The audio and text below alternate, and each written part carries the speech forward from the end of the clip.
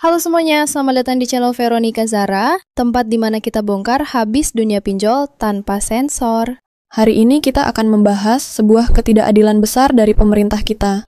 Di satu sisi, kita melihat nasabah pinjol yang telat bayar 1 atau 2 kali saja langsung dimaki-maki. Didatangi debt collector, diteror telepon berkali-kali, bahkan dipermalukan di depan keluarga dan tetangga. Satu orang nasabah yang hanya telat ratusan ribu atau jutaan rupiah, langsung habis-habisan ditekan seakan-akan dia kriminal besar. Tapi, coba bandingkan dengan bos pinjol Investri, Adrian Gunadi. Dia sudah merugikan negara, merugikan para investor, bahkan melakukan fraud dengan jumlah yang jauh lebih besar. Hasilnya, dia bisa hidup mewah di luar negeri, santai, tanpa tersentuh hukum. Beritanya memang ditulis diburu OJK, tapi faktanya sampai sekarang kosong. Orang ini masih bebas, sementara rakyat kecil terus ditindas. Ironis bukan?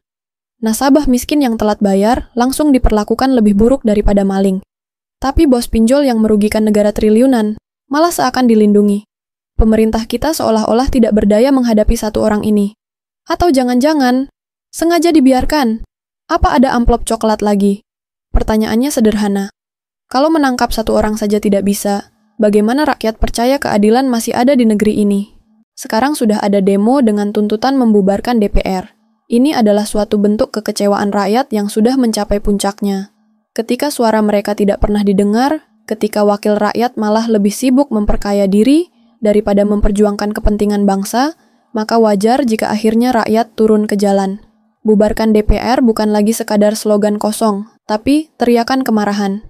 Karena rakyat merasa, untuk apa ada DPR kalau hanya diam melihat kezaliman, pura-pura buta dengan korupsi, dan tidak mampu menindak tegas penjahat kelas kakap seperti bos pinjol yang kabur ke luar negeri. Demo ini adalah simbol bahwa kepercayaan rakyat sudah runtuh. Dan kalau pemerintah serta DPR masih tetap menutup mata, jangan salahkan bila kemarahan rakyat makin membesar. Anggota DPR gajinya 100 juta sebulan, semua fasilitas ada, mobil mewah, rumah dinas, tunjangan ini itu. Tapi rakyatnya disuruh utang pinjol buat bertahan hidup. Dan kalau nggak bisa bayar, rakyat kecil itu dimaki-maki, diteror, dipermalukan. Inilah wajah ketidakadilan di negeri kita. Yang kaya makin dimanjakan, yang duduk di kursi kekuasaan makin diberi kenyamanan. Tapi rakyat yang katanya pemilik negeri ini justru dibiarkan sengsara, dibiarkan terjerat pinjol, bahkan dihina ketika tak sanggup lagi. Apakah ini yang disebut keadilan sosial bagi seluruh rakyat Indonesia? Atau sebenarnya keadilan itu hanya berlaku bagi mereka yang punya jabatan dan uang?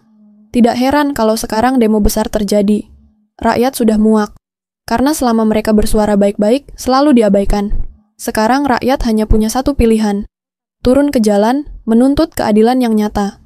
Kita sudah lapor OJK tentang kekerasan yang dilakukan oleh pinjol dan debt kolektornya. Namun tetap tidak ada tindakan apapun.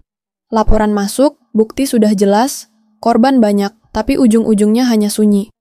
Pertanyaannya, untuk apa ada OJK kalau tidak bisa melindungi rakyat? Untuk apa ada aturan kalau yang melanggar dibiarkan bebas? Rakyat kecil diperlakukan seperti sampah, tapi bos pinjol bisa hidup tenang di luar negeri. Inilah sebabnya kepercayaan rakyat hancur. Karena yang seharusnya melindungi, justru bersembunyi. Yang seharusnya bertindak, justru diam. Maka dari itu, lebih baik kita stop bayar pinjol legal dan ilegal ini. Untuk apa kita terus membayar kalau uangnya hanya memperkaya bos-bos pinjol yang kabur ke luar negeri? Untuk apa kita tunduk kalau yang seharusnya melindungi kita justru diam, pura-pura tidak tahu? Berhenti bayar pinjol bukan berarti kita lari dari tanggung jawab, tapi ini adalah bentuk perlawanan terhadap ketidakadilan. Kalau rakyat terus takut, terus tertekan, mereka akan makin berani menindas. Tapi kalau kita kompak, kalau kita berani berdiri, maka kekuatan pinjol atau pinjaman daring ini akan runtuh dengan sendirinya. Ingat, rakyat bukan budak. Rakyat berhak hidup tenang tanpa dihantui teror dan ancaman. Dan jika pemerintah tidak mau melindungi rakyat, maka rakyat harus melindungi dirinya sendiri. Inilah saatnya bersatu.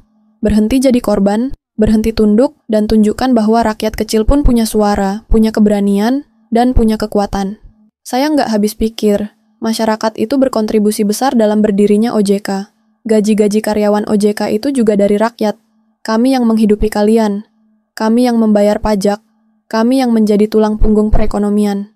Kami menguntungkan kalian lewat kredit KPR. Dari kredit mobil, motor, sampai tabungan dan investasi.